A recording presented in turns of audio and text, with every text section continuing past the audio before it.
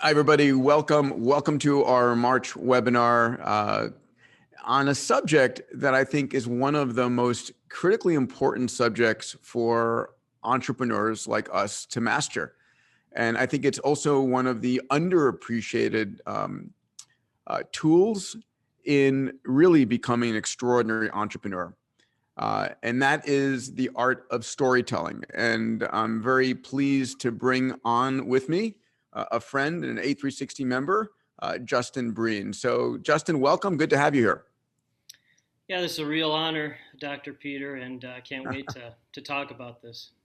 Well, yeah, and I'm excited to talk about it too because uh, it's just something that every member of Abundance Digital and Abundance 360 needs to understand and use. So let me do the appropriate introduction of your bio. So Justin Breen is CEO of the PR firm BrEpic Communications, author of the best-selling book Epic Business. So Justin is hardwired to seek out and create viral, thought-provoking stories that media craves. And he finds the best stories when he networks with visionary entrepreneurs like you guys. He is extremely active, both as a member of Abundance 360, strategic coach, EO, and has an incredible network of his own. BrEpic's clients include huge companies like Allstate, University of Illinois, Salvation Army, Morgan Stanley, and many more, including some of our Abundance 360 members. So let's jump in, and I hope everybody here is taking notes and getting your questions ready. You and I, Justin, will chat for about 30 minutes and open up for everybody. So storytelling. I think storytelling, the ability for an entrepreneur, first and foremost, the CEO, the chief rainmaker, the head of marketing, um, to be able to tell their story as individuals, and then for the company to be able to tell its story as a corporation, effectively is the make or break for any organization. When did you first, on this webinar, what I'd like to do, Justin, is really dive into how storytelling is used, and then coaching for people on storytelling here. So let's talk about why it's so important. Yeah, so I just joined Abundance 360 about 6 months ago and just participated in the first summit. It was incredible, and the two things stood out from that because I'm a 100% simplifier. I just hear blah, blah, blah and simplify everything. So the first thing that really stood out is that you thanked your family during that. Very few people at your level thank their family.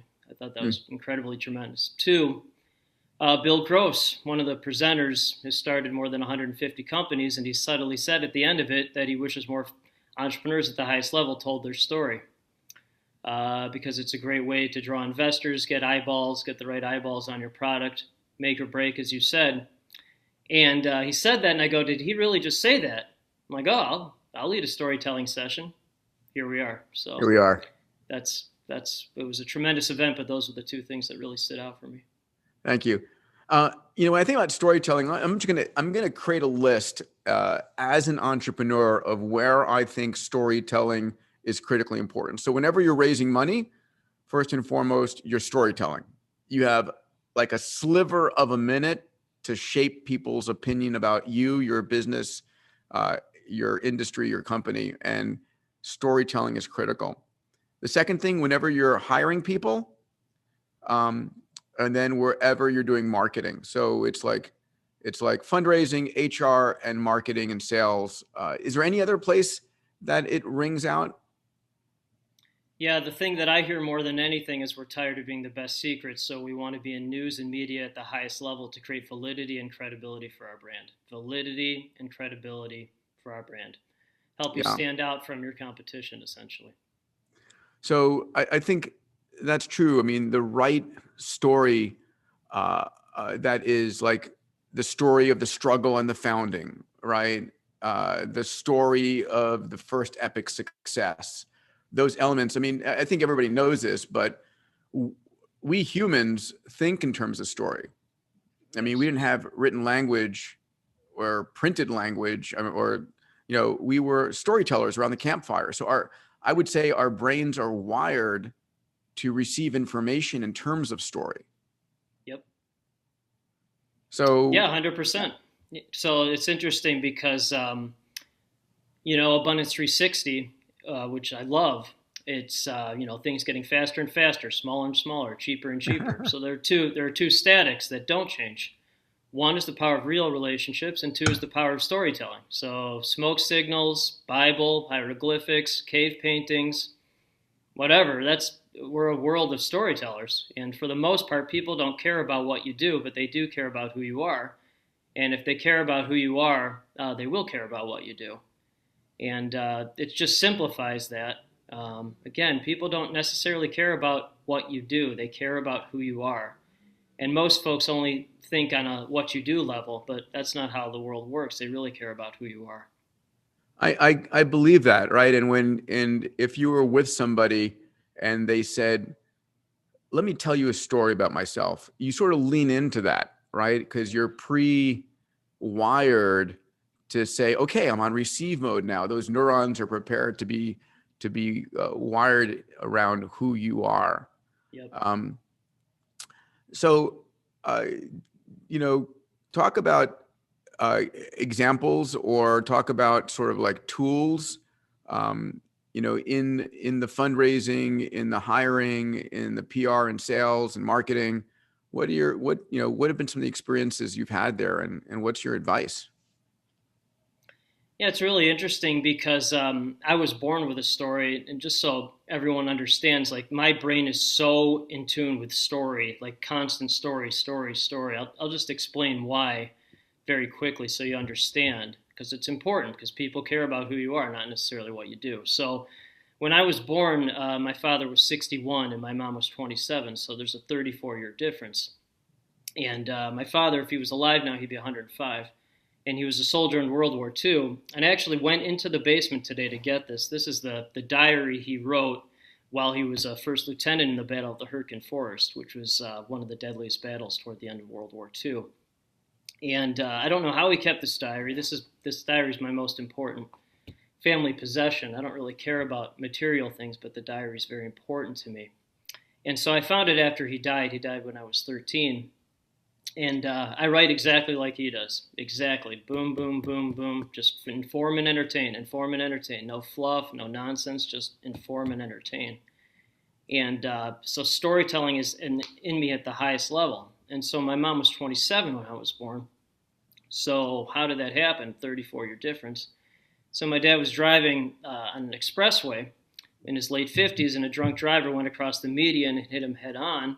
The drunk driver was killed instantly, but my dad survived. Somehow he survived. He was shot down 9 times in combat. He survived, obviously. And so he survived, broke every bone in his body, but lived. And then my mom was his nurse. So my mom literally nursed him back to health. And most of my day is talking to the highest performing entrepreneurs on the planet, 5 to 10 conversations every Monday through Friday. And I've never met anyone in my life with more hustle than my mom, ever.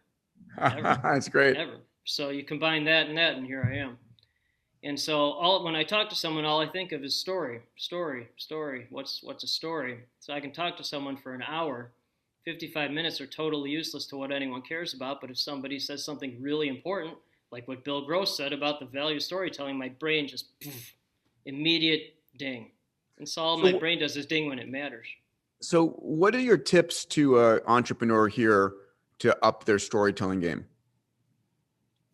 Yeah, so the main thing, and I've said it before, is nobody really cares about what you do. They care about who you are. But if they do care about who you are, they will care about what you do. And so as a slow it down a second, because that's really important, right? It's like hooking them into, who am I talking to? Because if the person is, non-credible, then what do you care about what they're going to say next?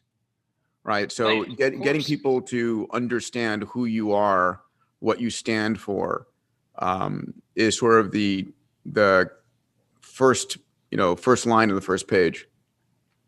Yeah, so the first line of the first page, right? So that's, you just summed it up. So story is something inspirational. Any entrepreneur at the highest level has gone through some significant ups and downs. I mean, that's just entrepreneur life. So it's all those ups and downs in the story, what you've overcame. And then so media needs only two things, just two, because I'm a simplifier. I just simplify everything. One is a good story. Everyone has a good story. They don't necessarily know that, but they do. Again, something you've overcome. And then what is called a news peg. A news peg is, why is it a story now? So have you launched a new company? Are you doing something in the last 6 months? Have you pivoted? Are you running across the United States? Are you speaking at some big event? That's it. But that's not the main part of the story. The main part of the story is the story.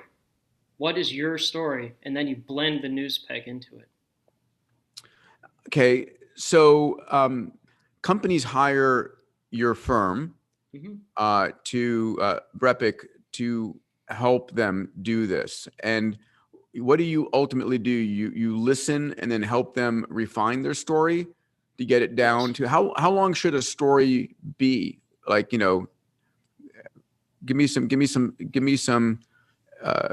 boundary conditions here. Boy, that's such a great question because less is more. And so just think of it from this perspective. As a journalist, and I was a journalist my whole life before starting this company, you get 100 plus emails every single day from people you don't know with useless press releases. They're useless because they don't talk about who you are. They talk about what you do, and they serve the client, not the journalist, okay?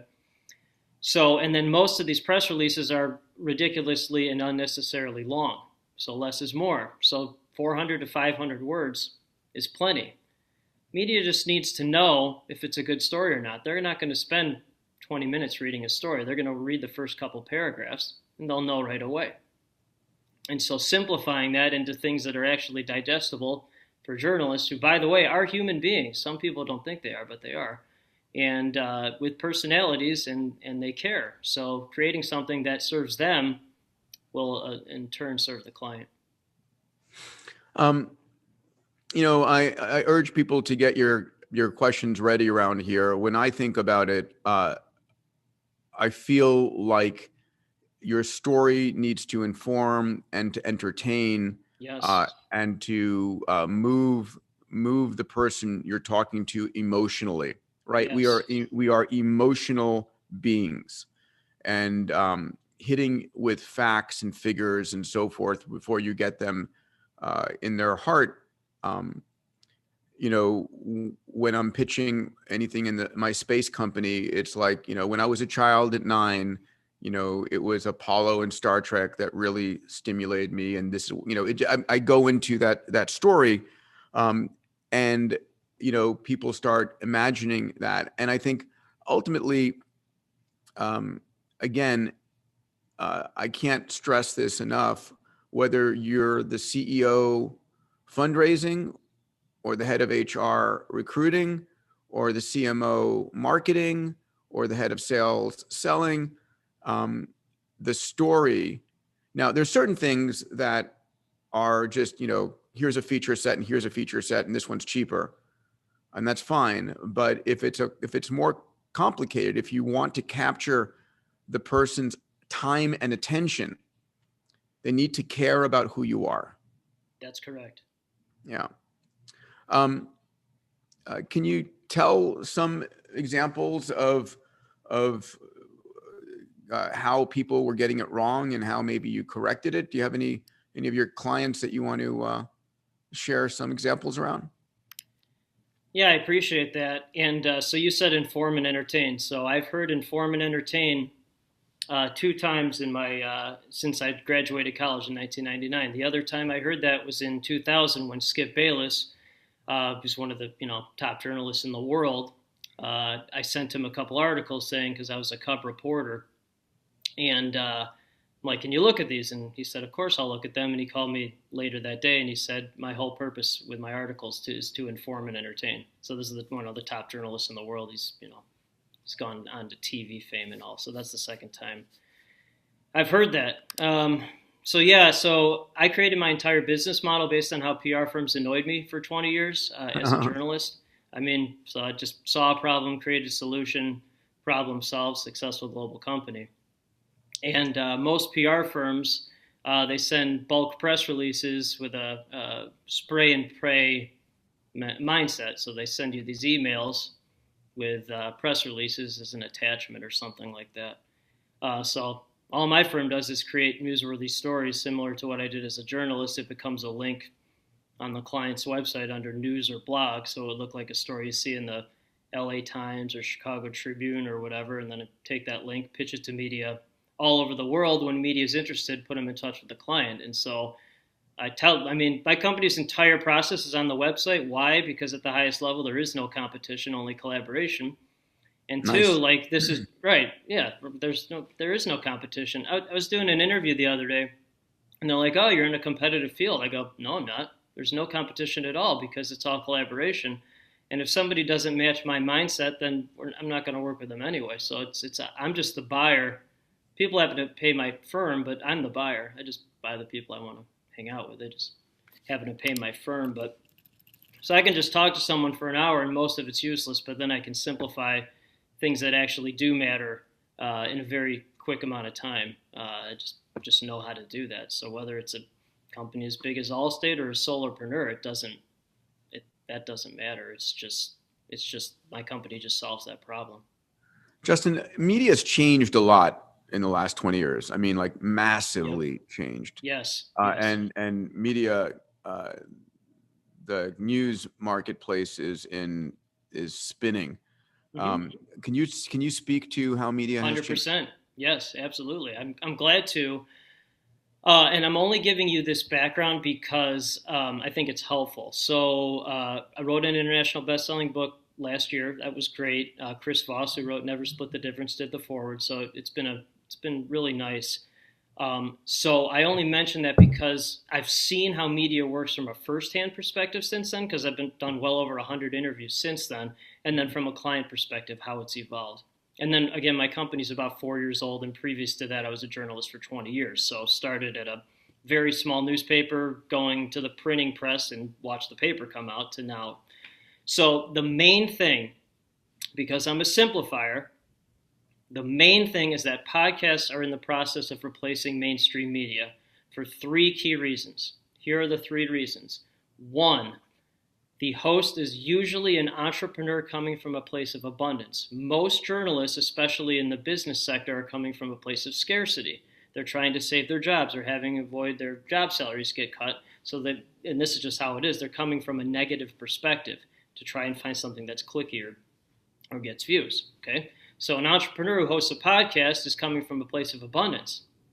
It's a totally different mindset. They're an entrepreneur, not a journalist. And I'm an entrepreneur who happens to be a journalist as opposed to a journalist who is a journalist. I never understood if it bleeds, it leads. I never understood that. Yeah, I mean, negative news is, there's such a competition for attention. Right. And what we spend our lives doing is looking at the news headline. And in that headline, you have to create it's or the subject headline of an email or the headline of a news article. And I've had recent experience with this. You literally create as either negative or as crazy or as inspiring a title as you can to get people to click on that. Yep. Right. Yep. And so the way my brain works, because abundance mentality is the only mentality, I've said that for years, well before I joined Abundance 360. When I was a journalist, I'd write the stories that would end the newscast, the things that were positive that people would remember. And so that's all my firm does now. And so that's the first reason, is that the host is an entrepreneur. Two, you can do a deep dive on someone, 30 minutes, 45 minutes, an hour. It's not a drive-by interview like on TV or radio. It's not a 2-minute interview. It's not a 5-minute interview. So you really get to know the subject, the guest, as well as the host, by the way. But you especially get to know the subject. Here's the main thing that I've seen, is that the audience might not be as large quantity-wise, but it's a far more qualified audience. I mean, you take this discussion, for example. For the most part, a normal human being isn't going to listen to this, but the top performing entrepreneurs on the planet are the ones who will listen to this because they want to know. So it's a far more qualified audience. And just from shared experience, I've been on, since the book came out in May of last year, I think I've been on 7 or 8 shows where the host has become my firm's client. I will say that again. I have been the guest on a show where the host has become my firm's client. Right. And that's not going to happen in a regular journalism interview. I don't think it will. But in all podcasts are, because I'm a simplifier, is they're a transactional and transformational platform for entrepreneurs. I'll say that again. They're a transactional and transformational platform for entrepreneurs for those three reasons I just mentioned. Great.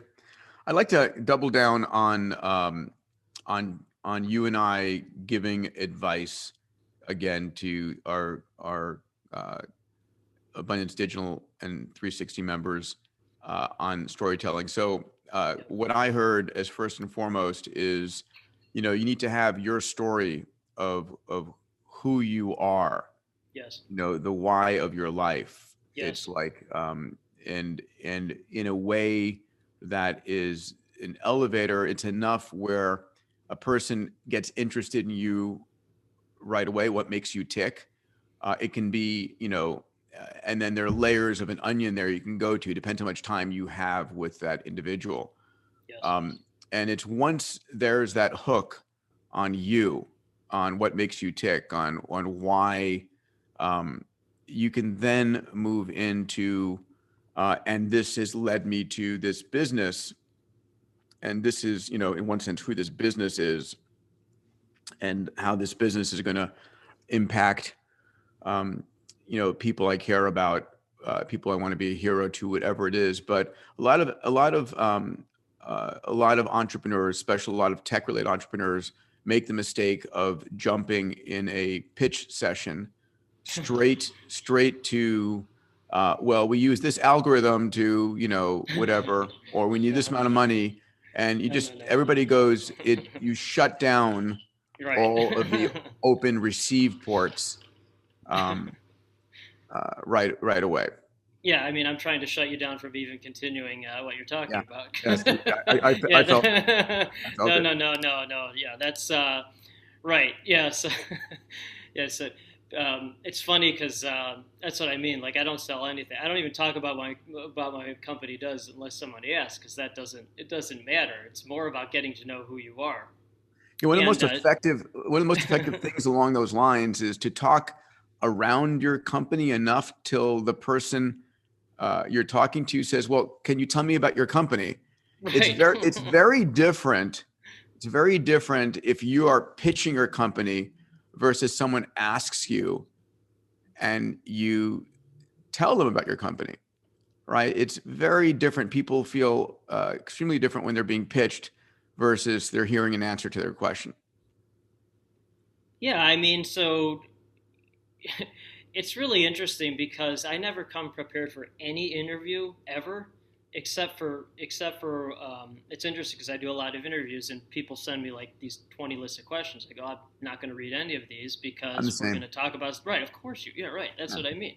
Yeah. So because we're just floating around up here, but the one thing I do almost always ask is who are your parents and what do they do or what, because my parents, I just have such an interesting story with that.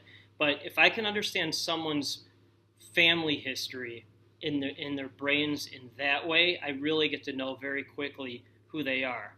And the other reason I ask about their parents is because then they think about their past and where they came from, and it helps them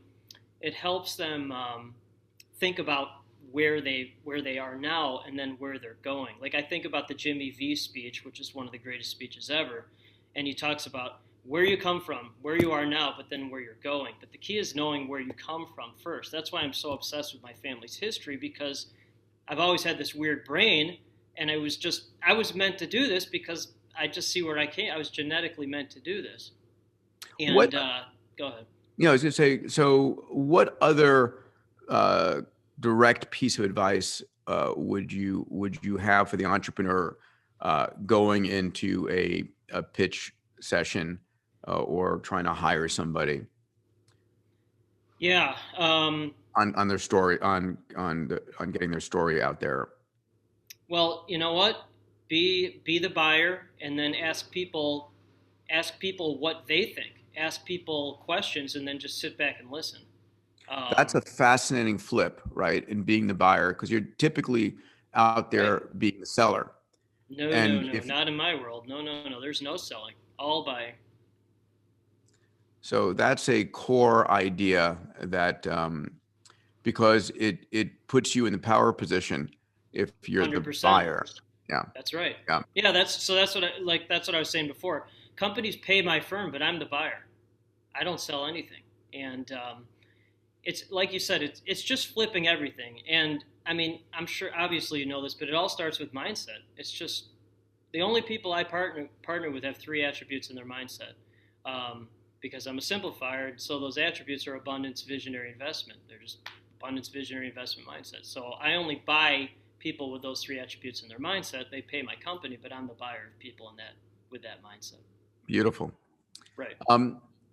Uh, any anything else about so their demeanor of being the buyer is really important.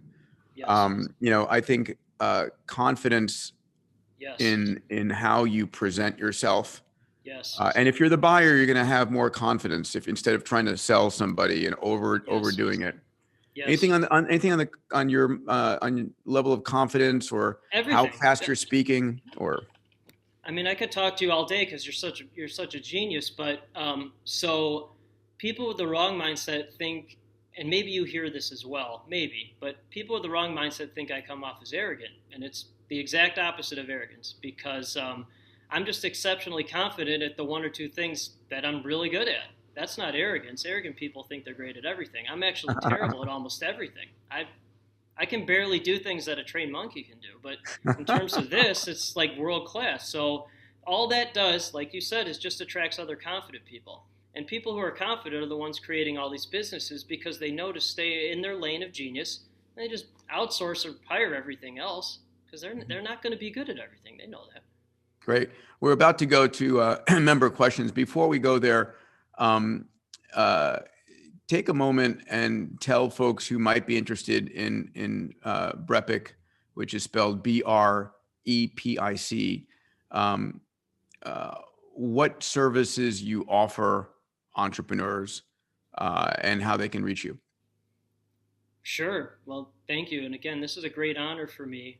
Um, Yeah, my company's entire process is on the website, and there's dozens of examples of what my firm does and how it helps people.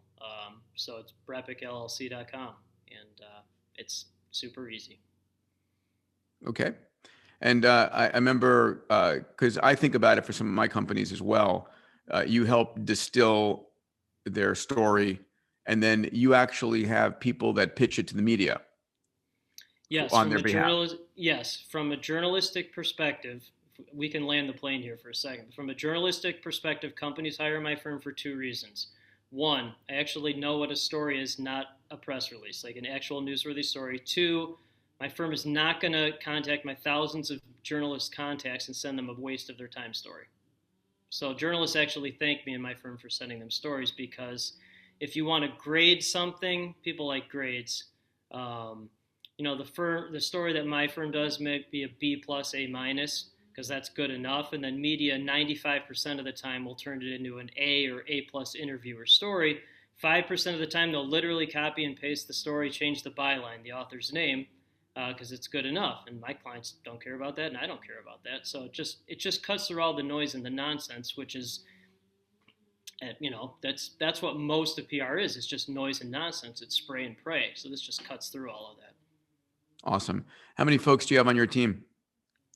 Yeah, so it's growing and growing every single day. I have several freelance writers and pitchers, and it just keeps growing every single day. So started this company 4 years ago with zero business background. Now I have a global PR firm that works with the top people in the world and in awesome groups like this. So because I have that weird brain with genetically meant to do this, so I'm so thankful to watch it just keep growing every single day. Awesome. All right. Nia, do we have some questions to start with? We do. First one from Dominic. What's the best medium to my entrepreneurial story? Via blog post or podcasts? To reframe it, can I as an entrepreneur miss out on putting out my story as a digital content? How much time does it take to get from no podcast to reasonably good podcast? Man, that's a really good question, Dominic. And so there's a really good book by Darren Hardy called Compound Effect. And I mentioned that because it's having incremental gains, incremental gains, incremental gains, and then there's the tipping point and then exponential growth. And The one piece of advice that I would share for folks who don't hire a firm like mine is start by doing podcasts. And again, with podcasts, there might be 10 listeners, but they might be great listeners. And then just keep building on that and keep building on that. And eventually over time, then you'll start landing on bigger shows. And just this background, again, from a firsthand perspective, because of my book, I'm living it, is that Dan Sullivan's team, Dan's my hero with Strategic Coach, they just interviewed me this week with, for their Multiplier Mindset podcast, which is my favorite podcast. But that didn't just happen in week one. That took a full year of like aggressive, meetings and interviews and it keeps building over time. So, and that's the other thing I tell clients too, is like, this is not a quick fix. And Dr. Peter, I'm sure you know as well, it takes time to get into media. It takes time, and it just builds and it builds upon itself. So it's not a 1 week or 1 month, or it takes several months, if not a year, to really get that compound effect going. And Justin, are you saying start your own podcast or put yourself out to other podcasts? Yeah, so both. Certainly you could start your own, but yes, putting yourself out to other podcasts for sure. Got it. Great. Nia. Question from John. How do you balance between being short and succinct versus the risk of people feeling that you are wasting their time with stories? Wow. So you're asking a person who's about as direct as they come, and I don't say a lot unless someone's asking me a question. So less is more. So less is more. So when someone asks me a question, I'm very short and succinct unless they're interested, and then I'll elaborate more. So get that hook in, and then extrapolate on that as time goes on. And you're going to experiment, and you're going to learn I've been in situations where people just drone on about their personal story, and it's like, I'm like, stop. We talk about and that's just, as bad as jumping into the mathematical, algorithm. Nia. Question from Simon. When it comes to startups, people say you have to talk as if you've already solved the problem, even if you're not there yet. How far should you exaggerate your speeches, if so at all? Don't exaggerate. No. So media knows the difference between a BS artist and someone who's delivering the real deal. I don't subscribe to the fake it till you make it thing. Journalist my whole life. And again, that's what annoyed me about PR firms, is they would exaggerate. And that a real journalist and a podcast as well, they're going to know the difference between that. And so directness weeds out nonsense and attracts greatness. So being direct and honest is the most important thing, because if you burn a bridge with a reporter, they'll never talk to you again. They just won't. And reporters have very, very long memories, and they're people. And again, speaking from firsthand experience, because I was annoyed for 20 years, hundreds of times a day by PR firms, you don't forget that. And you have one chance really to get on a reporter's good side. And if you don't, they're not going to forget that. So exaggerating or lying or faking it till you make it, no. And so again, like, I'm guessing if you have other PR folks on there, they're going to give you a different answer to this. But I'm an entrepreneur who happens to be a journalist. I'm not a PR firm owner. And there's a very big difference there. Yeah, I think that's really important to say. You don't want to be lying. I think you want to present where you are and your vision, and being able to explain how you get from where you are to where you're going. Yep. Now, one thing that is true for me when I'm hiring somebody or investing in them, the best indicator of how well they will do is what they have done, right? So if someone has built a company and they have those skills, or if they failed, but what they were doing was great, and the reason they failed is understandable, and they learned, all of those things are going to make for someone I'll back or hire again. So that story about you and how you got to where you are is part of the credentialing. And if Elon Musk says, I am going to build a, New York to Tokyo travel in 30 minutes, you're going to believe him because of what he's done. If some kid next door does, you're not. So presenting who you are and what you've done is got to be the sort of foundation upon which the rest of the conversation takes place. Right, and that's why I like talking to you so much, because you just you're me evolved. You're me evolved, and you're more experienced, and so you get it, and you've lived it, and you care about your family. I know so many entrepreneurs that sacrifice their family for entrepreneur life, and I know you'll never be that person, and I'll never be that person. So I have a great deal of respect for you and gratitude for being on this. But thank you.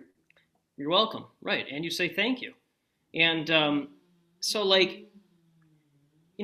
people expect this instant success, right? They expect most people. The highest performing entrepreneurs, no. They know what it takes to get there. They know what it takes. They know what they have to do. They know there are no excuses at the highest level, only investment. There are no excuses. There's only investment.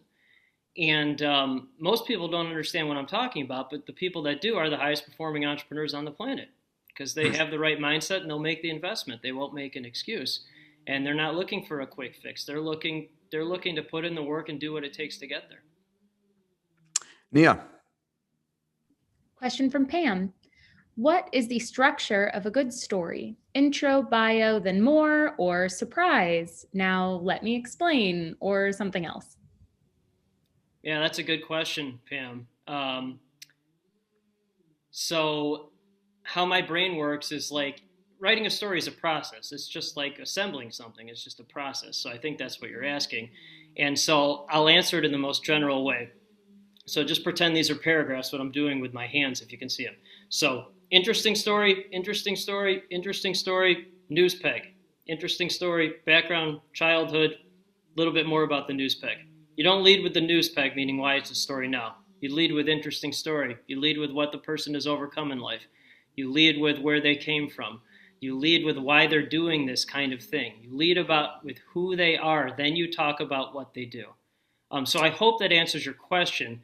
But here's the other thing too, is that most people don't know how to do that. They just don't, because they weren't a journalist for 20 years and they don't know what is a good story. So if I'm not exceptionally good at something or I don't like doing it, I just hire someone to do it, or I don't do it.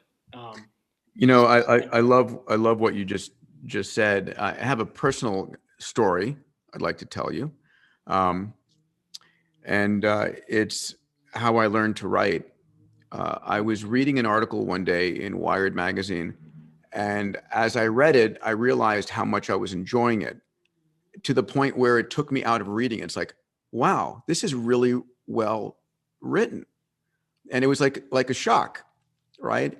And so I reached out to that reporter, that journalist. His name was Stephen Kotler, and turned out to become. I asked him for writing lessons, Wow.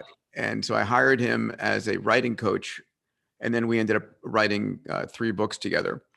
And what he taught me was the importance of opening up anything with stories. So if you look at any of my books, the chapters open with story, right? Yes. And the story has to be interesting enough to get you in. If you ever read a book that is a how-to that doesn't have story in it, it's boring, and your brain can't absorb it. Yeah. First line of my book is, "What the F am I going to do?" There's one swear in my book. It's in the first line. Yeah, so if that doesn't draw you in, then that's on you, not me. But Perfect. Right. That's a pretty good start, I think. And Yeah. It's interesting because I had a professional actor do the audible for it. And it's very weird hearing a professional actor read an audible with a swear word in your own. It's very bizarre. It's still a weird thing for me. But yeah, of course, you got to hook people in. Yeah. Maybe Yeah. that'll answer your question, Pam. Just put Yeah. a swear in the first line of the story. There you go. Question from Christina. You said that everyone has a good story, but how do I find mine? How do I know what a compelling story is? Good question, Right. Christina. Yeah, that's a great question. And that's my point, is like most people don't know how to do that. So the way, if you're going to try and do this yourself, which I do not recommend, like I wouldn't try to I wouldn't try to go to New York to Tokyo in 30 minutes. I would just want to invest in Elon to do that. But think about where you came from. Think about what you overcame in your life. Think about why you're starting this company. Think about the real reason why you're starting this company or evolving your company, and let everything go from there. But think about who you are as a human being, not what you do as an entrepreneur or whatever that is. Think What about who shaped you are you? as a human. Yeah. Right. Right. What hardships? What shaped you? What failures have you had? What unexpected successes have you had?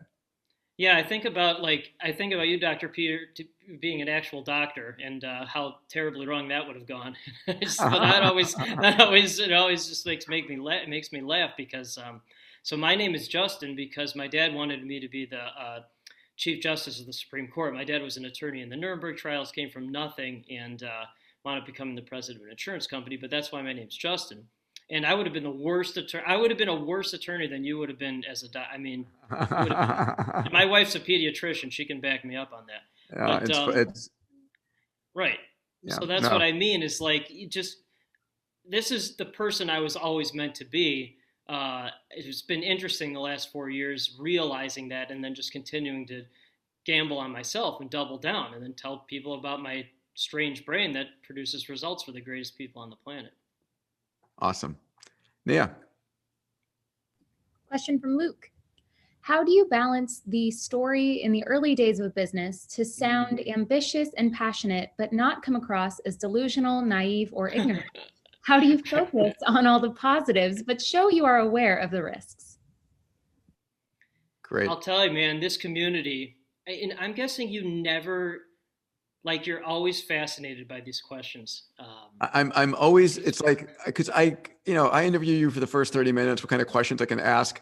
And then the questions that come from the community are so much better than my questions. I mean, they're so good, right? Like, it's like there's a whole team of journalists here. Yeah. So let's get to Luke's. Yeah. Delusional. There's no delusion at the highest level. I think there's confidence. And I think that if you're confident, you won't be delusional. And I think if you're very honest with what your company's doing with realistic things that it will do and the problems that it will solve, then it won't sound delusional. Not only will it not sound delusional, it's not delusional. It's legitimate. I mean, that's just how it is. But the key, again, is for you to be confident and to have that courage, to have that confidence, to know that this is where it's going, that the belief system is there. And again, journalists will know if it's delusional or not. They'll just know. I mean, they listen to people all day, and they're extremely good listeners, and they will know. They will know. Luke, let me give you some additional coaching.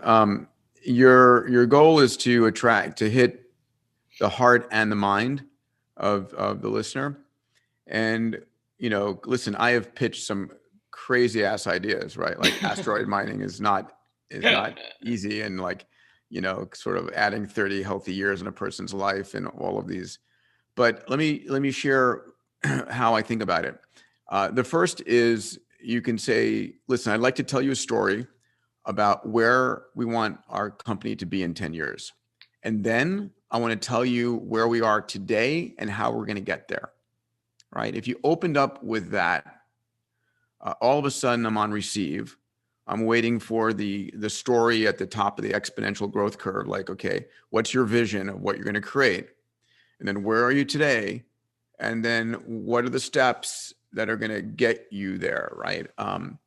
What is the, from first principles thinking? When I was describing raising capital for Planetary Resources, which is with the asteroid mining company, just to get people to tell the story of the value of these $1 trillion assets, and to tell the story of how you could actually mine them in a way that a person goes, oh yeah, that sounds pretty reasonable.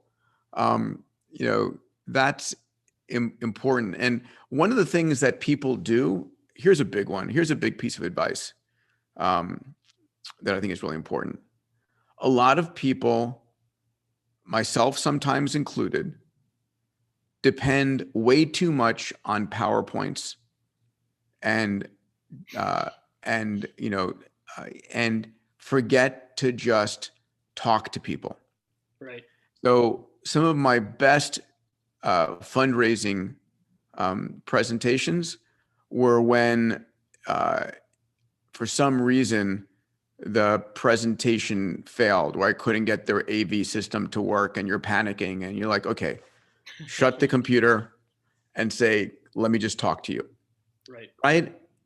It's very different when you're talking with a PowerPoint as a crutch versus just talking to individuals. Yep. Their brain receives the data differently. Does that make sense to folks? I'm super curious. All right. Next question. I hope that helped, Luke. Question from Sergey, sorry. Justin, what's one book you would recommend for entrepreneurs to up their storytelling skills? Yeah, I wish I had it in front of me. And let me just simplify, I think, what Peter's saying too, because there's no PowerPoint here. Someone asked me if I had a PowerPoint. I go, no, I'm just going to talk because there's no PowerPoint. I'm just talking. And so I just have the right mindset that attracts the right network, which creates the right opportunities. I'll say that again. I have the right mindset, which attracts the right network, and those people create the right opportunities for me. So that mindset's having confidence, and that just attracts other confident people. So the book I always recommend is Blue Fishing by Steve Sims. So who's Steve Sims? What's I like blue Steve. fishing? Of course. Okay. Right, that's what I mean. There you go. So Steve was a bricklayer. He's a bricklayer with Irish roots, and he's in England laying brick, but he knew he wasn't a bricklayer. So, Steve Sims, if you want to hang out with Elton John or Bono or golf with Tiger Woods, you just call Steve Sims' company and they'll arrange that for you. Because Steve was a bricklayer who knew he wasn't a bricklayer.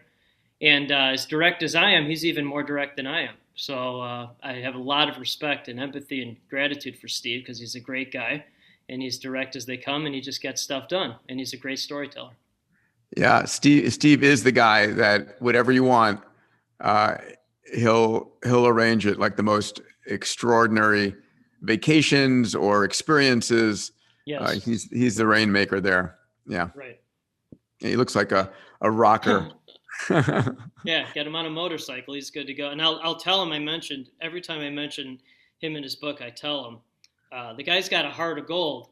He does. He's this big, like wrestling looking guy. Yeah, right? Exactly. But no. Big teddy bear. Please say hello from me when you speak to him next. I will. Yeah. Nia. Question from Janice. Are there any things I should avoid when it comes to storytelling, risks to look out for? Yes. Avoid going too long with your story because people have limited attention spans and they don't need to read 1,000 to 2,000 words. 500 words is just fine. So again, I keep saying less is more because less is more. And simplify all of that. And then the other thing to avoid is avoid spraying and praying. Really focus on a couple maybe smaller level podcast. If you're going to do it yourself, smaller level podcasts at first, because that will help you deliver your message better because it's essentially a practice interview. And then, when you get to the point where you're, talking at this level, then you've done this 100 times and it's just good habit. If you're storytelling as the CEO or the entrepreneur, avoid exaggerations. Right. Like it's the most amazing thing, or what is that called when you're like piling on adjectives there? It's exaggerations or superlatives or whatever. Mm-hmm. And sometimes it's even better to downplay and allow people to pull more out of you, and avoid lying. Yes. Yeah. Just be direct. Be direct and simple. Yeah. Rita asked, you mentioned that who people are is more important than what people do. Are there exceptions to this rule? Well, there's exceptions to every rule, but no one's going to care about for the most part, no one's going to care about what you do unless they care about who you are. Now, obviously, there are exceptions to that, but 99.9% of the time, then no. And eventually you could become that 0.1% by if people really start to care about who you are and you've done so many things, like Dr. Peter was saying earlier, you've built this reputation of doing all these great things, then they will start to care about simply what you do. But first you got to start with who you are and caring about who you are first. But in the case where that person has done a lot of things, a lot of times you already know who they are, right? Because their reputation precedes them. Correct. And so that box has been checked. The other time I would say that the who you are doesn't need to be said is in an emergent situation where someone really has urgency and they just need a solution. I think that, but even then, if it's urgent enough, they want to trust you and they want to trust you, not necessarily the device or the thing, because Yep. they're only going to believe its validity based upon how much they believe you. Yep. Yeah. Question from Michael.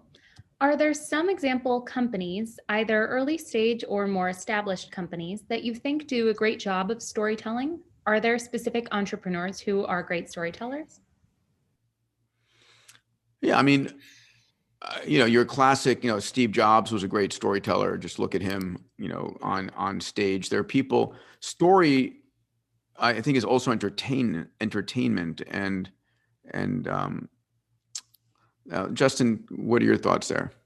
Well, I mean, you're a perfect example of that. I mean, you're a performer, you're a master of the stage, literally, and yeah, I mean, Dr. Peter's the best of the best at that. That's how he's built so many successful global companies. I mean, he's a genius of genius when it comes to that. Oh, thank you. And I mean, what I did I studied people who I wanted to emulate, right? So like Yes. watch, 100 TED Talks, who's giving the best, and then stop, look back and think about your thinking. And like, Yes. what do I like about what this person is doing? Because I'm enjoying it, but why? Oh, look, it's the cadence of their talk, or it's the energy they're putting into it is amazing, or whatever it might be. I studied, Tony Robbins and what he did in terms of his energy. I've studied some of the best TED Talks out there. And then you have to internalize and feel comfortable with it so that it becomes you. Well, I'll dovetail that, because why am I in Abundance 360? Why am I in Strategic Coach? Why am I on the board of Entrepreneurs Organization Chicago? Because when you're in a room with people like that, you become someone like that. Yeah. And then you just watch how other people act and you just start acting like them. Very simple. It's the average of the people that you hang out with, Right. or admire or study. Yes. Yep. And then when a great opportunity, or someone like Bill Gross says, hey, I wish more entrepreneurs would invest in their storytelling, then you actually take action on that. You don't just talk about it. Which you did, and here we are. Right. That's what I mean. So I don't understand why more people just don't do it. But the highest performing entrepreneurs, they execute. They listen, but then they execute after listening. Yeah. Question from Greg. When you reflect on how you've helped your clients, what are the most common problems that your clients have when it comes to developing their story? Yeah, so the folks that I work with, I don't want to sound too strategic coachish here for those who don't know this. Okay, so not all, but most of the people I work with are multipliers. Or they are high quick start, they're boom, boom, boom, boom, boom, boom, and then very little follow through. So they're kind of all over the place.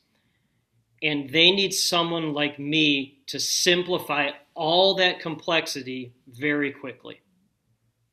So if I can answer that as simple as possible, is these folks are they're brilliant flying the plane up here, but they're just all over the place. And they need me and my team to simplify all of that into a story that media really understands and cares about, and that the general public actually cares about. So that's the problem that I see more than anything, is there's just so much going on and they need me to simplify that. Great. Yeah. Question from April. Can you offer any tips for developing my personal hook or my company's hook? Right. So look yourself in a mirror and say, why am I interesting? What does my company do that's interesting or different than others? What problem am I trying to solve, or what problem am I solving? Who is my target market?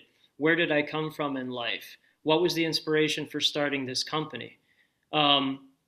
The question I always ask at the very end of an interview, and this is something that maybe you ask yourself, is, am I missing something? Is there something else you'd like to add to this story? Is there something that you think would be good for this story? And many times that leads to the lead of the story, because people were thinking about, oh, that's a pretty good idea. Maybe I'll think about that. And it really helps them get to the root of the thing. So to simplify that, root. What is the root? What is the significance? What is the meaning behind this? And everything else will follow from there. Randy, I think we have time for one more question. Okay, last question from Bruce. Does my story have to be the same as my company's story? How do they relate or differ? No, it doesn't need to be the same. Could be complementary for sure, but no, they're separate but equal. Separate but equal. But that's a really good question, and it depends on how big your company is as well. I mean, your company could have multiple. It could have multiple facets. It could have multiple news pegs. Again, a news peg is, why is it a story now? Your story is you. Your story is you with a little bit of the company blended in, but your story is you. The company could have a gajillion different stories about different people within the company or different things going on. So that was a good question. Yeah. So is there anything else, Justin, I should be asking you before we wrap up? Good listening. I'm listening. You know, I'm very thankful for this. And, you know, after mindset and, you know, maybe a capital raise and confidence, really getting your story out there is arguably one of the most important things any company can do. And I'm very thankful because the people I work with at the highest level, they know that at a very high level. And there's no discussion about that. But I think people understanding this more will really help change a lot of lives, will help them think about storytelling a little bit differently, and help their companies grow as well. So I'm happy to help in any way anyone needs me. Wonderful. And again, they can reach you how? Sure. So on LinkedIn, I have more than 25,000 followers, so that's a good way. Justin Breen, and then my company's called BrEpic, so BrEpicLLC.com. BrEpic LLC.com. That's correct. Awesome. All right, let me tell everybody what's happening next on Monday at 10 a.m. Pacific time, 1 o'clock Eastern. I'll be doing another Zoom AMA, so please join me, and we'll talk about a wide range of subjects of interest to you. I always love those AMAs, and they're filled with energy and a chance to see your smiling faces and interact with you directly. So it's this Monday, the 15th at 10 a.m. After that, Taryn Southern will be doing a program on Wednesday, the 17th. And then next Friday, a session, it's a recorded session that I'm sharing with you with Tim Ellis. It's an update on relativity space, what was on the stage in 2020. This is the company 3D printing rockets.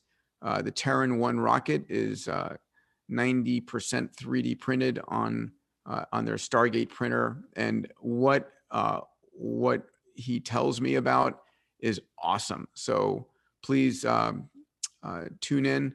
On Monday, I'll give you more details about Terran's webinar called Good Trust with the CEO, co-founders of Good Trust.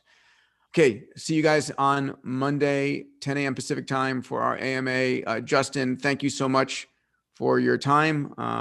I think I've got a few companies of mine I might send your way. All right. Take care, everybody. Thank you, everyone. Thank you.